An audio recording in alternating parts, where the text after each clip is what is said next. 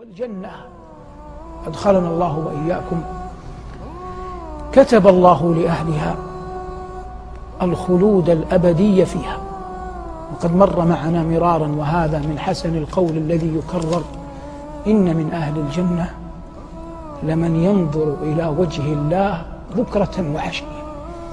ولا يمكن أن تكون هناك عطية أرفع من أن يصل العبد بإيمانه وأعماله التي هي من رحمة الله إلى مقام يخلد فيه في الجنة ويمتع برؤية وجه الله بكرة وعشية. والله إن البشر ليقع على وجهك وأنت ترى والديك، فكيف إذا رأيت ربك ورب والديك؟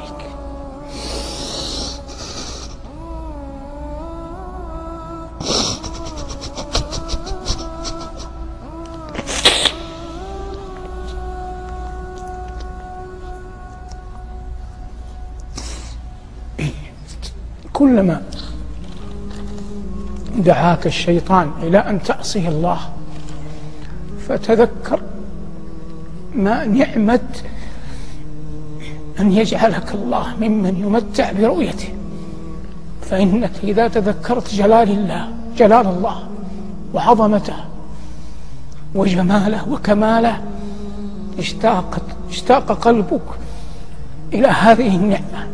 وهذا والله أعظم إذا وقر في القلب، أعظم ما يحجم بالعبد عن المعاصي.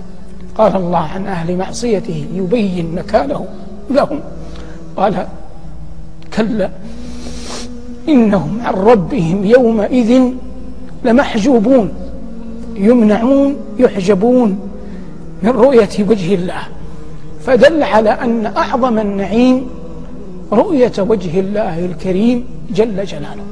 ونحن على يقين أن أعمالنا، أقوالنا، أفعالنا، سرائرنا لا تؤهلنا لهذا الأمر البتة، لكن كما نقول في هذه الدروس وغيرها: المعول على رحمة الله وحسن الظن به جل